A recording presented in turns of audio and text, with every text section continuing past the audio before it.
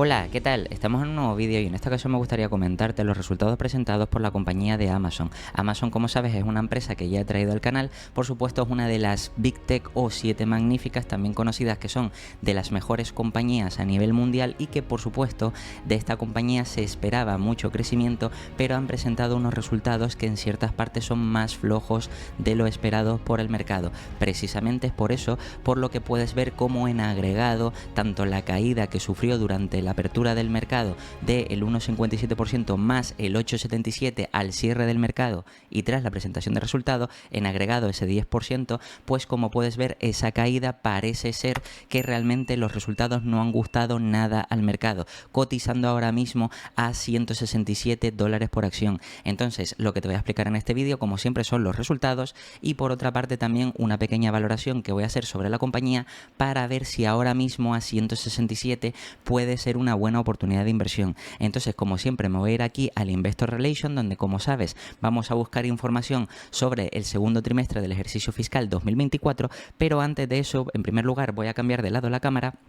y te voy a enseñar lo que esperaban los analistas con esta imagen de Consensus Gurus. Como sabes, digamos que esto es una cuenta de Twitter que te recomiendo que sigas, ya que de forma resumida hace, digamos que este seguimiento de la comparativa entre resultados de empresa y consenso de mercado, y como puedes ver prácticamente la compañía no ha superado por un 0,5% en ingresos, siendo la parte internacional la que se queda por debajo de las expectativas del mercado en un 1,3%. Luego al mismo tiempo tampoco superan en beneficio operativo la parte de Norteamérica, como puedes ver un 3% abajo. Luego Norteamérica, los márgenes de esa parte digamos que también se quedan abajo por 17 puntos básicos, y luego en cuanto al cash flow operativo también se quedan abajo en un 16,9% en base a lo esperado, es decir, se esperaban 30.400 millones y han generado unos 25.281 millones. Pero es que eso no es todo, sino es que además, como puedes ver aquí, digamos que el guidance para el próximo trimestre, es decir, las expectativas de la empresa, o han actualizado las estimaciones para el próximo trimestre, y como ves en ambos casos, tanto en revenues como en beneficio operativo como en los márgenes operativos, en ningún caso llega a las estimaciones que tenían los analistas, es decir, que el crecimiento que pensaban los analistas que iban a tener en el siguiente trimestre se va a quedar más corto, y eso por supuesto puede significar que al final puede ser que de aquí a final de año el crecimiento esperado para la compañía puede que se vea ralentizado, y es por eso por lo que principalmente los resultados, como te enseñaba, han caído o se han desplomado prácticamente un 10%, que la verdad que para una compañía de este tamaño sí estamos viendo como esa pérdida o esa caída puede ser enormemente significativa. Realmente aquí ves la capitalización bursátil de la compañía en el momento en el que estoy grabando el vídeo, antes del día siguiente, es decir, en post-market y antes de la apertura del día siguiente, y como puedes ver tiene 1,8, aunque aquí ponga billions, realmente es trillions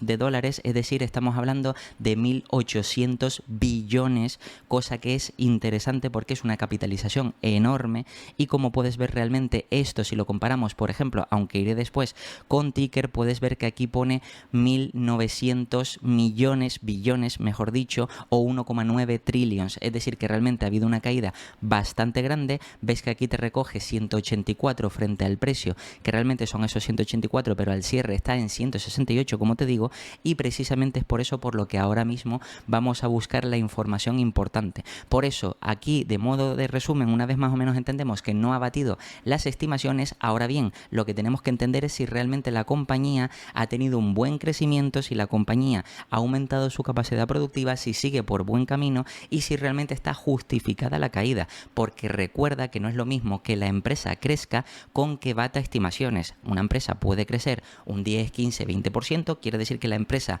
vale o aumenta su capacidad productiva en ese 10, 15, 20%, pero si a lo mejor los analistas esperaban que crecieran más, te la tumban en bolsa, aunque realmente la compañía en términos generales haya subido, y esto hay que analizarlo. Entonces, en cuanto a las ventas netas, como puedes ver, aumentaron un 10% a 148.000 millones en el segundo trimestre en comparación con los 134.000 millones del segundo trimestre del ejercicio fiscal anterior, del 2023, y excluyendo el impacto desfavorable de 1 billón, como puedes ver aquí, en los cambios interanuales de tipo de cambio durante el trimestre, las ventas netas hubieran aumentado al 11%. Luego, las ventas del segmento de Norteamérica aumentaron un 9%, a 90.000 millones. Las ventas del segmento internacional aumentaron un 7%. Año tras año a 31.700 millones o un 10% excluyendo el tipo de cambio, y las ventas del segmento de AWS, que es el segmento más importante, es decir, la parte de la nube, pues creció un 19% año tras año a 26.300 millones. Luego, en cuanto a beneficio operativo, aumentaron 14.700 millones en el segundo trimestre en comparación con los 7.700 millones. Como ves, estamos hablando de un crecimiento de prácticamente el doble, como puedes ver, o casi el doble, y los ingresos operativos o beneficio operativo del segmento de América del Norte fue de 5.100 millones en comparación con los 3.200, es decir, también el crecimiento ha sido bastante importante. El beneficio operativo en el segmento internacional fue de 300 millones o 0.3 billions en comparación con los 0.9 o 900 millones negativos que consiguieron en el mismo trimestre del ejercicio fiscal anterior, y el beneficio operativo del segmento de AWS, como puedes ver, 9.300 millones, que como ves claramente digamos que es el segmento que más beneficio operativo genera, por tanto es el segmento más importante de la compañía, además de ser el segmento que más crecimiento tiene. Y como puedes ver, esto, 9.300 millones en comparación con los 5.400 millones del segundo trimestre de 2023. Y en cuanto a beneficio neto, como puedes ver, aumentaron a 13.500 millones o 1.26 por acción diluida, es decir, EPS. En comparación con los 6.700 millones, fíjate que estamos hablando también de más del doble, o 0,65 por acción, es decir, de EPS, cosa que como ves el crecimiento ha sido bastante amplio. Luego, en cuanto a beneficio neto del segundo trimestre de 2024, incluye una ganancia de valuación antes de impuestos de 0,4 mil millones, es decir, de 400 millones, incluida en los ingresos o entre paréntesis gastos no operativos de la inversión de acciones ordinarias en Rivian Automotive. Es decir, que esto también hay que tenerlo en cuenta porque, como sabes, esta compañía tiene acciones de Rivian y evidentemente la cotización o la valoración de esa compañía afecta a la cotización o los resultados, entre comillas, de Amazon, en comparación con una ganancia de valoración antes de impuestos de 0,2 billions o 200 millones de la inversión en el segundo trimestre de 2023. Luego, flujos de caja operativo aumentó un 75% a 108.000 millones para los últimos 12 meses en comparación con los 61.800 millones para los últimos 12 meses finalizados a 30 de junio de 2023. El flujo de caja libre aumentó a 53.000 millones durante los últimos 12 meses en comparación con los 7.900 millones. Como puedes ver, el flujo de efectivo libre menos los reembolsos de capital de los arrendamientos y las obligaciones financieras, es decir, que aquí con cierto ajuste fueron 49.600 millones con respecto a los 1.900 millones para los últimos 12 meses finalizados a 30 de junio del ejercicio fiscal anterior. Y el flujo de efectivo libre menos arrendamientos, menos de equipos, menos reembolso de capital de todos los arrendamientos financieros y otras obligaciones financieras, es decir, otros ajustes, 51.400 millones comparado con los 6.700 anteriores. Además, fíjate lo que nos comenta el equipo directivo. Como dice aquí, seguimos avanzando en varias dimensiones, pero quizás ninguna más que la continua aceleración del crecimiento de AWS. Además, nos comenta que a medida que las empresas continúan modernizando su infraestructura y migración a la nube, al mismo tiempo que aprovechan las nuevas oportunidades de la inteligencia artificial generativa, AWS sigue siendo la primera opción de los clientes, ya que contamos con una funcionalidad mucho más amplia, una seguridad y un rendimiento operativo superiores, un ecosistema de socios más grande y capacidades de inteligencia artificial como SageMaker para los creadores de modelos, Bedrock para aquellos que aprovechan los modelos de frontera, Trainium para aquellos para quienes el costo de la computación para la capacitación y la inferencia es importante, y para aquellos que desean el asistente de inteligencia artificial generativa más capaz no solo para la codificación sino también para el desarrollo de software y la integración empresarial. Como puedes ver aquí, realmente Amazon nos está comentando que realmente el potencial de AWS gracias a la inteligencia artificial generativa pues hace que los clientes, además de que cada vez están invirtiendo más en digitalización y también en la parte de migración a la nube, pues por supuesto la inteligencia artificial ayuda a que AWS ofrezca más más productos y servicios que puedan ayudar a mejorar la optimización de la productividad del cliente, y esto por supuesto se traduce en un mayor interés y por tanto en un futuro crecimiento de AWS. Recuerda que en cuanto al segmento o sector cloud, digamos que AWS de Amazon es la líder, la que está más posicionada con mayor cuota de mercado, seguido de Azure de Microsoft y también de Google Cloud de Alphabet. Y por supuesto es verdad que las tres están teniendo fuertes crecimientos en este segmento o en este sector, pero lo interesante es que de aquí para los próximos años se espera que ese segmento o sector siga creciendo fuertemente, ya que hay muchas empresas que están migrando a la nube y se están empezando a digitalizar, cosa que ven necesario esto. Y además esto, sumado con la inteligencia artificial, con el desarrollo y las mejoras de implementación de esa inteligencia artificial, pues hacen que por supuesto digamos que estos segmentos como el AWS todavía tengan un futuro crecimiento bastante prometedor. Luego al mismo tiempo, aquí otros puntos importantes para tener en cuenta sobre Amazon es, por ejemplo, otros aspectos destacados, como está hablando de los anuncios de las ganancias, también el Prime Day, que lo anuncian aquí, entregados a los miembros Prime cada vez más rápido, selección más amplia que incluye marcas como, y aquí ves unas cuantas, también se anuncia que a los miembros Prime de Estados Unidos podrán disfrutar de nuevas membresías. Lo interesante es que si bajamos aquí un poco más, porque como ves, Amazon tiene como principal, digamos, segmento que genera más beneficio operativo la parte de la nube, pues yo me voy a ir aquí donde realmente vemos cosas importantes, como por ejemplo que firmó nuevos acuerdos de AWS con y distintos, como ves, bancos o empresas, es decir que si firman nuevos acuerdos o nuevos contratos serán futuros ingresos. Luego fíjate también que aquí pone que se entregaron nuevas instancias de cómputo basadas en AWS, es decir que también hay mejoras por este segmento. Fíjate que también anunció una asociación estratégica de 2.000 millones de dólares australianos con el gobierno australiano para, digamos que un proyecto de alto secreto. Y por supuesto, como ves, este segmento, que es el más fuerte de la compañía, pues sigue desarrollándose. Por supuesto, Amazon también tiene la tienda, también tiene el Prime, también tiene Prime Music, también tiene otra serie de cosas que ofrece a los clientes y que por supuesto, pues digamos que también eso genera ingresos para la compañía, pero principalmente realmente aquí la parte de AWS es la más importante, como puedes ver. Por tanto, esto, que como siempre digo, es interesante que te lo leas para que veas cómo la compañía va mejorando en todos los puntos o todos los segmentos que tiene, pero fíjate que en cuanto a la orientación para el tercer trimestre, tal y como te decía, realmente es que no han batido las estimaciones de los analistas. Se espera que las ventas netas se sitúen entre 154.000 millones y 158.000 millones. Y fíjate que ahora voy a hacer un pequeño inciso para que veas que crezcan entre un 8 y un 11% en comparación con el tercer trimestre anterior, y esta orientación anticipa un impacto desfavorable aproximadamente de 90 puntos básicos por los tipos de cambio. Es decir, que ya están siendo negativos por los tipos de cambio. Luego además se espera que los ingresos operativos estén en el rango de entre 11,5 billions a 15 billions aproximadamente, en comparación con los 11,2 anteriores, y esta guía presupone que, entre otras cosas, que no se realizarán adquisiciones de empresas, reestructuraciones ni acuerdos legales adicionales. Bien, vuelvo otra vez a la imagen que te había comentado y como puedes ver aquí, fíjate que el consenso dice 158.000 millones en revenues, cuando aquí fíjate que el rango alto es 158.000 millones. ¿Qué es lo que pasa? Que como aquí ponen entre 154 y 158.000 millones, realmente aquí la media sale 156.000 millones. Por tanto, como los analistas cogen el punto medio del rango que ha dado el equipo directivo, pues más o menos aquí sale como que no lo baten, pero realmente los 158.000 millones sería algo que entraría dentro de las estimaciones del equipo directivo. Al igual que de beneficio operativo, que fíjate que aquí ponen que hay una guía de 13.000 millones,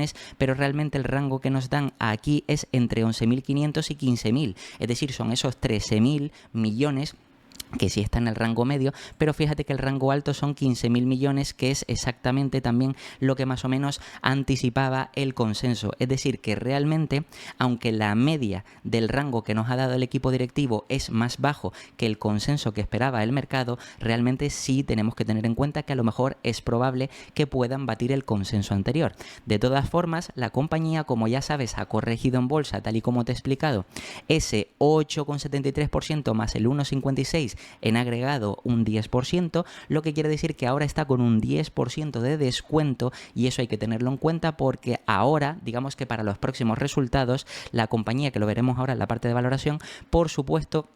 digamos que si termina batiendo el consenso del mercado, el nuevo consenso que ya está descontando que es más bajo, pues eso quiere decir que luego podría perfectamente volver a subir esta compañía y volver, digamos, a crecer y a estar en un múltiplo más adecuado para el tipo de compañía que es. Entonces, antes de pasar a la parte de valoración, sí me gustaría volver aquí a la web de la compañía, donde realmente aquí vamos a ver tanto los flujos de efectivo, el balance y la P&L para sacar más información. Por ejemplo, aquí como puedes ver, realmente está a 3 meses, 6 meses y 12 meses, todo ello que termina a 30 de junio, comparando 2023 con 2024. Nosotros nos vamos a quedar con la parte de a 3 meses y a 6 meses, que es lo que nos interesa. Fíjate que, por ejemplo, aquí parten del beneficio neto, como puedes ver, 6.700 millones anteriores del mismo trimestre a 13.400 millones, o a 6 meses de 9.000 millones a 23.000 millones. Fíjate que después reconstruyen todo esto y al final llega a 25.000 millones o 44.000 millones a 6 meses. Luego es verdad que aquí, en cuanto a la parte de inversiones, nos interesa el CAPEX. Fíjate que de CAPEX en un trimestre han invertido 17.600 millones, mientras que a 6 meses 32.000 millones, cosa que por supuesto es una cantidad bastante grande para todo el cash flow operativo que tenían disponible. Y por supuesto, si bajamos aquí un poquito más, fíjate como también en las actividades de financiación vemos aquí reembolsos de deuda, es decir, que han repagado aquí parte de la deuda, 229 millones 633, que no es mucho. También han pagado una parte de la deuda a largo plazo, 4.000 millones en el trimestre, 4.400 a 6 meses. Y por supuesto, digamos que aquí hay más puntos importantes a tener en cuenta. Al final resulta que la compañía, si vemos a final del periodo, como ves, terminó con una caja de 71.673 millones, o en el mismo, exactamente porque es a 6 meses, termina la misma fecha, 30 de junio de 2024, 71.673 millones. Y esto es importante tenerlo en cuenta. Por supuesto, además, si seguimos bajando, aquí ya vemos la P&L, donde también digamos que no solamente vemos los ingresos, gastos, etcétera, sino qué tipo de gastos, qué tipo de ingresos han tenido. Por ejemplo, en cuanto a ventas, como puedes ver, la parte de productos creció o pasó de 59.000 millones a 61.000 millones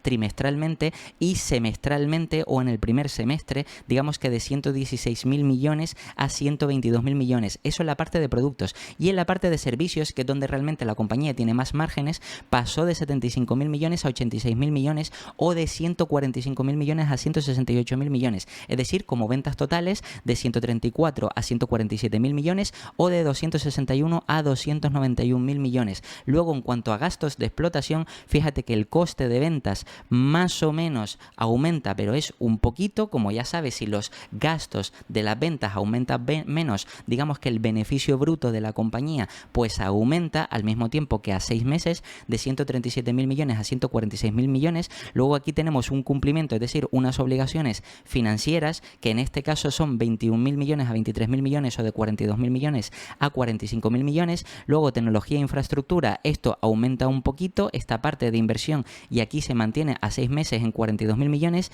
Ventas y marketing más o menos también se mantiene plano en ambos casos. Y luego general y administrativo, que también más o menos se mantiene plano o incluso decrece un poquito, es decir, que esta parte la han optimizado un poquito, lo que quiere decir que al final los gastos operativos totales aumentan ligeramente trimestralmente y también semestralmente. Por tanto, los ingresos de explotación o beneficio operativo,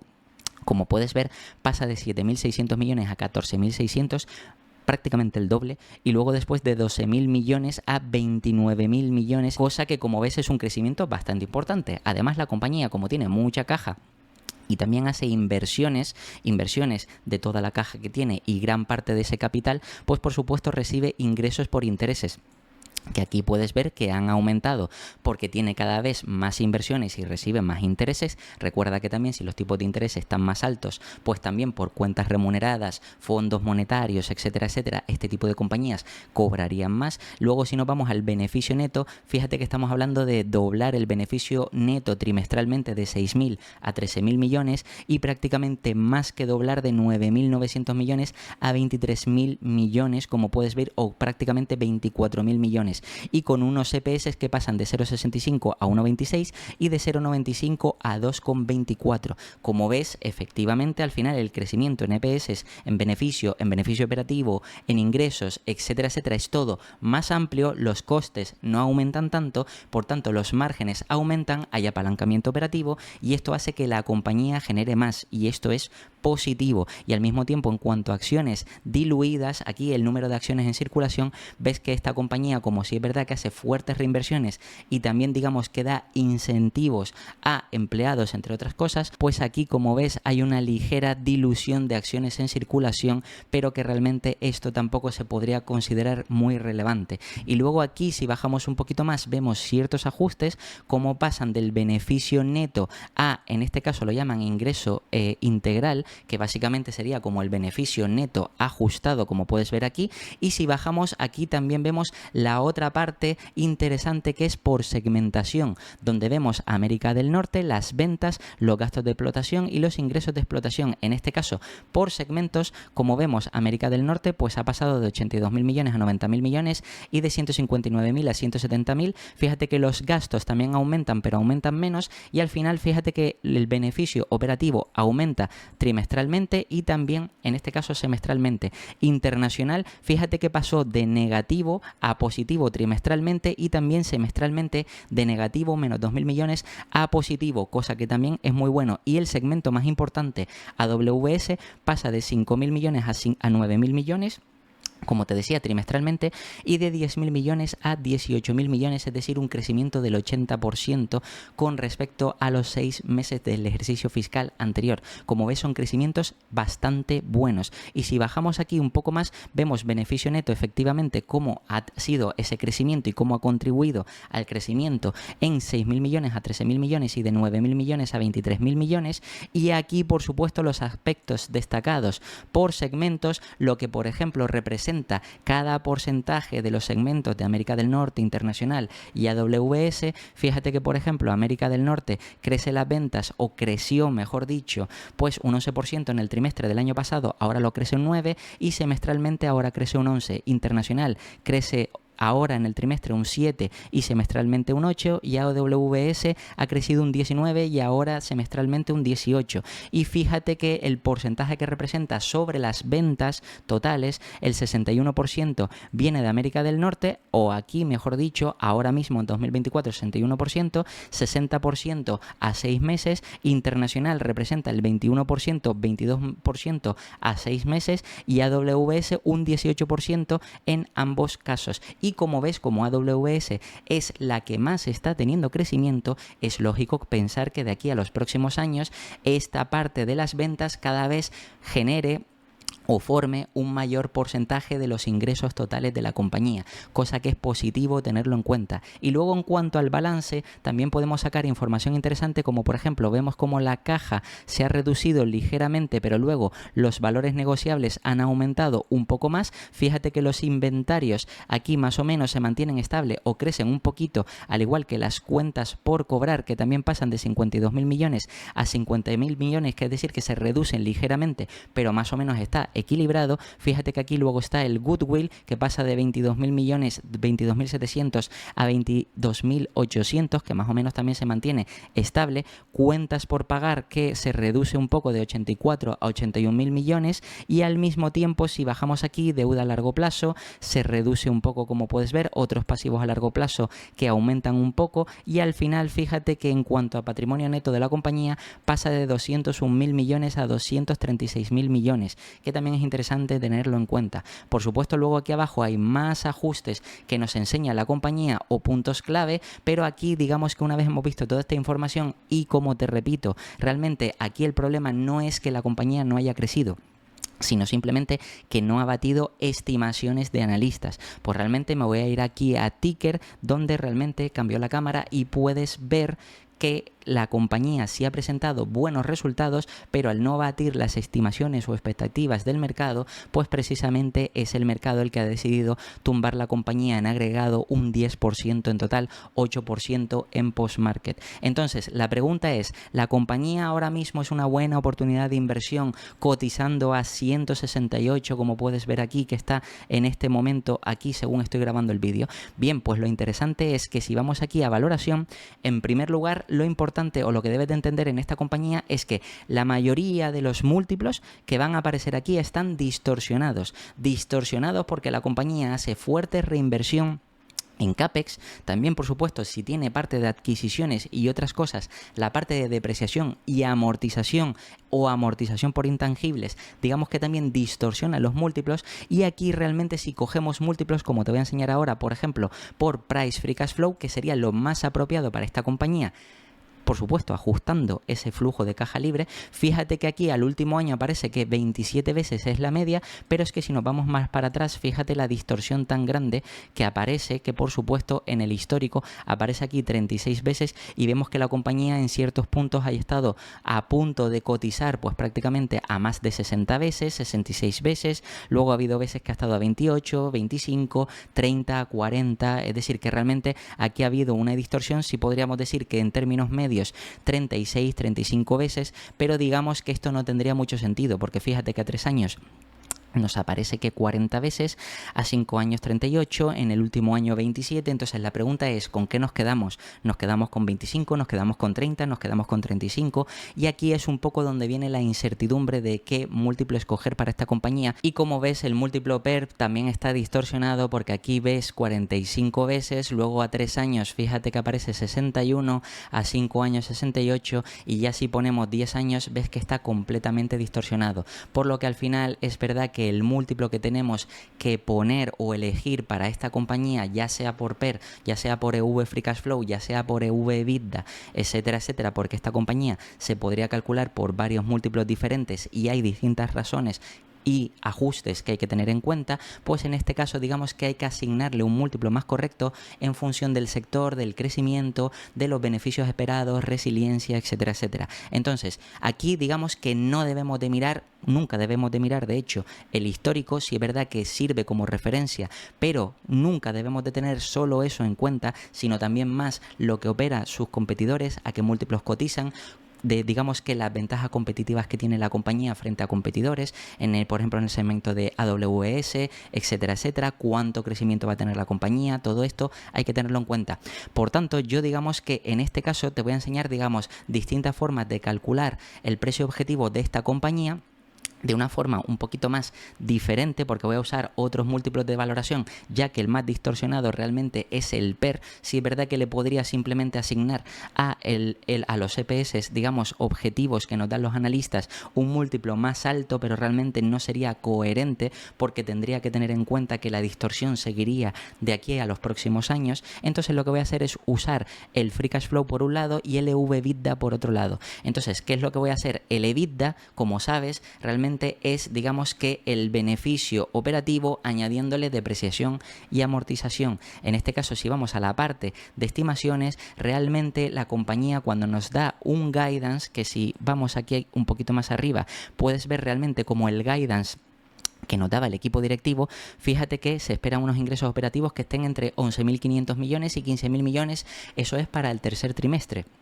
Pero realmente digamos que las estimaciones o el crecimiento esperado para el beneficio operativo pues sí es más predecible. Por tanto, en primer lugar podríamos utilizar el EV/EBITDA. Para eso, además, ten en cuenta que si utilizamos el múltiplo EV/EBITDA, otra cosa que hay que tener en cuenta siempre es, por ejemplo, la conversión EBITDA a Free Cash Flow. Es decir, cuánto del EBITDA que genera la compañía más o menos se transforma en Free Cash Flow. Y si es más del 50-60%, es decir, que más del 50 o 60%, generalmente lo ideal sería que incluso el 70% del EBITDA que se genera pues se transforme en Free Cash Flow. Aquí podemos ver de forma visual como, por ejemplo, comparando el EBITDA EBITDA con el free cash flow que hay aquí, fíjate por ejemplo que aquí para 2023 fue del 30%, lo vemos más o menos visualmente, pero fíjate ya que para 2024 137.000 millones se esperan de EBITDA, mientras que aquí 61.000 millones de free cash flow, es decir, estamos hablando más o menos de un ratio o una conversión de aproximadamente el 50%,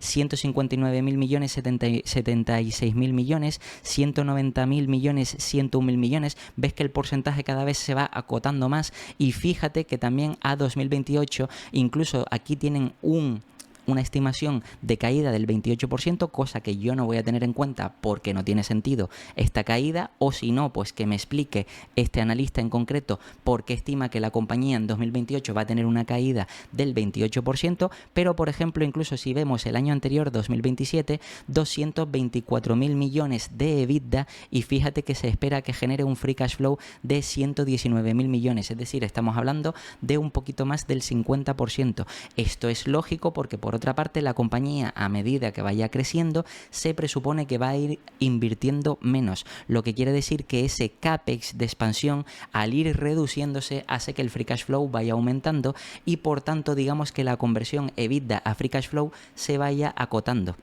Por esta razón, aunque ahora a lo mejor no sería lo más óptimo utilizar el EV/EBITDA, sí es verdad que podría ser un múltiplo aproximado, al igual que el free cash flow, con ciertos ajustes. Por tanto, yo voy a tener en cuenta en primer lugar que de EBITDA, fíjate el crecimiento que estiman los analistas, crecimiento del 16, del 19, del 17, etcétera, y como puedes ver, más o menos hasta 2028, no voy a tenerlo en cuenta porque aquí hay una caída del 28 que, como digo, no tiene sentido, pero sí tiene sentido que el EBITDA de la compañía vaya creciendo a tasas de doble dígito y 16, 19, 17, viendo que están aumentando los márgenes, que está creciendo el segmento de AWS y que la compañía con la inteligencia artificial se va a ver beneficiada, cosa que ya han explicado en la conference call, como siempre te digo, pues en base a todo este razonamiento sí voy a tener en cuenta estos 224.000 millones. Por tanto, estos 224.000 millones, la pregunta es, ¿qué múltiplo le asigno de EV/EBITDA para saber más o menos qué precio objetivo podría llegar la compañía? Bien, pues si vamos a la parte de valoración, fíjate que aquí en primer lugar el EV/EBITDA que está aquí, más o menos podemos ver que este múltiplo sí que está menos distorsionado. ¿Por qué? Porque antes de todas las inversiones, este es el beneficio operativo más depreciación y amortización, y todo esto está antes de hacer esas inversiones que distorsionan realmente el resultado de la empresa. Precisamente por eso, como ves, el múltiplo, aunque ha estado en algunos momentos altos, sí más o menos ves que tiene cierta coherencia, que ha estado entre 20, 30 veces más o menos antes, y ahora está en el rango aproximadamente de unas 15, 13, 15, 16 veces, como puedes ver en esta última parte. Es decir, que ahora mismo se encuentra por EV/EBITDA, por valoración EV/EBITDA, en el rango más bajo posible la compañía de Amazon. Entonces, aquí el primer escenario que podríamos plantear es, por supuesto, el intentar proyectar el EV/EBITDA o el precio objetivo en base a el múltiplo actual, es decir, que ahora mismo que el mercado está dispuesto a pagar por esta compañía, ya que cada vez es más madura, más, digamos, tiene un mayor tamaño y se espera menores crecimientos de los que lleva teniendo Amazon en años anteriores, que aún así son crecimientos muy altos, pero son crecimientos menores que antes, pues sí podríamos tener a lo mejor en cuenta una media de 14, 15, 16 veces EV/EBITDA. Por tanto, yo voy a utilizar 14 y 16 veces para que veas más o menos cuál sería el precio objetivo. Entonces, lo que voy a hacer es, me voy aquí a la calculadora, como ya sabes, y voy a tener en cuenta el EBITDA generado para 2027, que como ves aquí son 224.000 millones. Voy a poner aquí 224.000 millones y esto lo voy a multiplicar en primer lugar por 14 veces, que esto sería el EV/EBITDA o el múltiplo o el rango bajo que se le podría asignar y que sea razonable, por supuesto, porque también es verdad que por esta compañía se han pagado 13 veces EV/EBITDA, pero 14 me parece razonable y conservador al mismo tiempo. Por tanto, fíjate que llegaríamos a un enterprise value de 3.1 trillions o 3.136 billones. Fíjate que si voy aquí a la parte de descripción, ya más o menos, cambio un momento la cámara para que lo veas, ves que está aquí a 1.9 trillions, cosa que no está ajustada porque, como te dije, realmente sería aquí el 1.86 trillions. Es decir, que realmente aquí ya vemos que habría una diferencia. Por tanto, eso quiere decir que el precio va a aumentar, pero para que veas cuál es el precio objetivo, yo por supuesto lo que voy a hacer es, me voy a ir aquí a la parte de finanzas y ahora voy a dividirlo entre las acciones en circulación. Fíjate que aquí están las acciones en circulación, la parte diluida, y como vemos, aquí se ve claramente cómo hay un aumento de acciones en circulación que ha pasado de 9.860 millones a 10.492 millones. Por tanto, yo estimo que de aquí a 2027 probablemente puede que tengan unos 11.000 millones de acciones en circulación. Entonces me voy a la calculadora y esto lo divido entre 11.000 millones de acciones en circulación, lo que llegaríamos a un precio objetivo de 285 y la compañía está cotizando no a 184, a 168. Por tanto, si yo me voy aquí a MoneyChimp, como sabes, ¿vale? Para calcular, digamos, la rentabilidad o retorno por interés compuesto de forma anualizada, calculadora, retorno, aquí voy a poner exactamente el precio actual 168, pues pongo aquí 168 por una parte y luego de precio objetivo aquí 285. Fíjate que realmente los años son como te había dicho, 2027, porque no estoy teniendo en cuenta 2028, es decir, estamos en 2024, queda la mitad de año porque está presentando el primer semestre, por tanto es 2025, un año, 26, 27, son 3 años y medio que queda, por tanto aquí vamos a poner 3.5 años y entonces quiere decir que la rentabilidad anualizada sería del 16% a 3 años y medio. Por tanto, como puedes ver, no es doblar, pero sí es verdad que con más de un 15% anualizado, a 5 años doblarías tu capital. Y como es más de un 15% anualizado, si esto se prolongara en el tiempo, ya, por supuesto, a 5 años podrías doblar tu inversión. Y a 3 años, como ves, casi llegas a doblar. Seguramente a 4 años ya estarías casi doblando tu inversión. Cosa que, como ves, es una rentabilidad bastante atractiva. Ahora bien, otra manera de calcularlo, por supuesto, es teniendo en cuenta ahora, digamos que la parte un poquito más optimista. En lugar de 15 o 16 veces, yo voy a tener en cuenta 15, un poquito más, es decir, un pequeño re-rate para que veas cómo afectaría también. Por tanto, 15 veces de EV/EBITDA multiplicado por los 224.000 millones, llegaríamos, y esto voy a hacerlo un poquito más rápido, a un enterprise value de 3.3 trillions y esto lo divido entre las acciones en circulación que te comenté anteriormente de 11.000 millones que supongo que tendrán para 2027. Llegaríamos a un precio objetivo de 305 y los 305, si aquí cambio, digamos que pongo 305 por esta parte y puedes ver que realmente la rentabilidad sería ya del 18,58%. Fíjate que realmente estaríamos más o menos hablando de que por EV/EBITDA esta compañía te podría ofrecer una rentabilidad de entre el 16 y 18%, es decir, estamos hablando de o doblar a 3 años o doblar a 4 años, cosa que es bastante interesante. Y además la compañía, como te estoy diciendo, realmente el hecho de que el mercado te la esté ofreciendo a 168 y también que tengas en cuenta de que ahora mismo vuelve a haber incertidumbre del mercado porque digamos que está volviendo a subir las tasas de desempleo y otra serie de cosas que al mercado no le están gustando, aunque si lo piensas de forma genérica, realmente eso puede ayudar o alentar a que la Fed baje los tipos de interés, cosa que sería positivo, pero el mercado se lo toma negativo, ya sabes como es el mercado a veces, pues por tanto digamos que podríamos aprovechar e invertir en Amazon ahora mismo por EV/EBITDA. Pero ahora bien, como por esta compañía ves que también hay ciertas distorsiones en algunos múltiplos y es verdad que el Enterprise Value EBITDA, digamos que es el múltiplo que más lineal o estable parece ser, pues digamos que ahora voy a coger también, en este caso no el PER, sino por Free Cash Flow, para que veas también otra alternativa, porque lo interesante es siempre hacer nuestras expectativas, estimaciones, etcétera, por varios múltiplos e intentar aplicarle el sentido. Pues entonces, en este caso por Free Cash Flow, nos vamos otra vez a 2027 porque aunque en 2028 me aparezca aquí un crecimiento del 14% que puede tener sentido, yo como he visto que los resultados de 2028 no me parecen coherentes, es decir, no entiendo por qué aquí el analista que ha hecho esto genera o más o menos estima que puede haber un crecimiento del 10%, pero luego fíjate que hay un único analista que estima que el EBITDA decrecerá y a partir de ese EBITDA, por supuesto, generará un free cash flow, pero en base a todo esto están unos cálculos que no sé si están bien o mal hechos. Por tanto, me vuelvo a quedar con lo de 2027, 119.000 millones. Bien, pues ahora lo que voy a hacer es, con la parte de calculadora, voy a poner aquí 119.000 millones y esto ahora sí que lo tengo que multiplicar por un Enterprise Value EBITDA o por un Price Free Cash Flow, mejor dicho, que es el múltiplo que vamos a mirar ahora. Voy a cambiar esto y voy a poner aquí el Price Free Cash Flow y ves,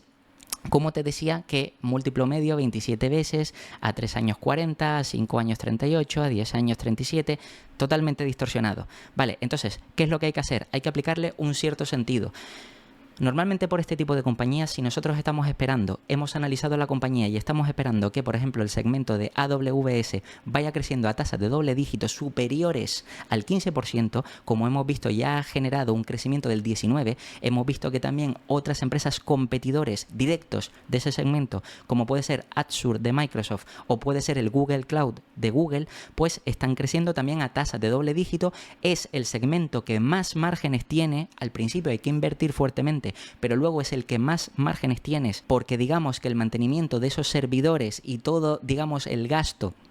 que conlleva esa parte no es tanto, por tanto amplía los márgenes. Eso quiere decir que al final puede impulsar a que ese segmento de la compañía, en el caso de Amazon, impulse todos los beneficios de la compañía y por tanto por esa parte genere un free cash flow más positivo. Aparte de que evidentemente si la compañía va creciendo y va desarrollando todo lo de la inteligencia artificial, toda la infraestructura necesaria para el AWS, que ahora mismo recuerda que es la líder del segmento, todo este razonamiento, como ves, si cada vez ya tiene más inversión, ya ha invertido más, tiene más infraestructura, en los siguientes años no le hará falta invertir tanto. Por tanto, tiene sentido que el free cash flow cada vez sea mayor. Bien, entonces, en base a eso y el crecimiento que se espera por esta compañía, ya hemos visto que por compañías que tienen crecimientos de 14, 15, 16%, el mercado puede estar dispuesto a llegar a pagar incluso unas 30 veces por esa compañía. Yo aún así, como hemos visto que hay algunas compañías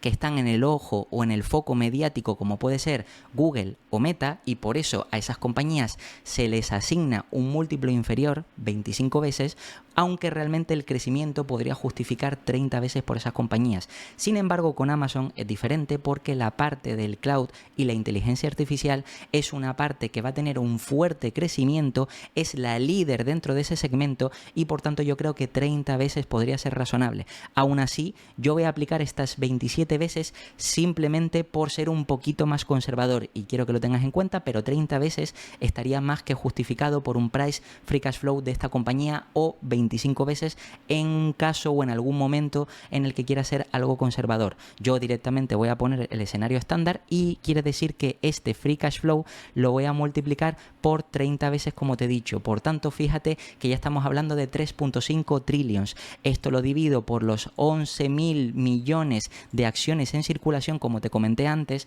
porque presupongo que hasta 2027 más o menos la compañía seguirá emitiendo de forma neta acciones.